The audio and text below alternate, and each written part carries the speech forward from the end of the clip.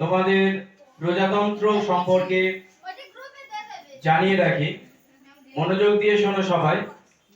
দ্বিতীয়বার যেন বলতে না হয়, পরে প্রশ্ন করলে যেন সবাই বলতে পারো, ঠিক আছে? দেখো, প্রজাতন্ত্র এই শব্দটার মধ্যে প্রজাতন্ত্র দিবসের মানে লুকিয়ে আছে। প্রজা বলতে গেলে সাধারণ নাগরিক, প্রজা বলতে সাধারণ নাগরিক, আর তন্ত্র মানে শাসন, অর্থাৎ সাধারণের শাসন। যদি বলো যে স্যার আমরা তো দেশ শাসন করি না, দেশ শাসন করে নেতা মন্ত্রীরা, আমরা কিভাবে শাসন করছি? আসলে মূল শাসন ক্ষমতা আমাদের হাতেই আছে। কিভাবে দেখো, কে এমএলএ হবে, কে নেতা হবে, কে মন্ত্রী হবে, সবকিছুই কিন্তু আমরা নির্বাচন করি।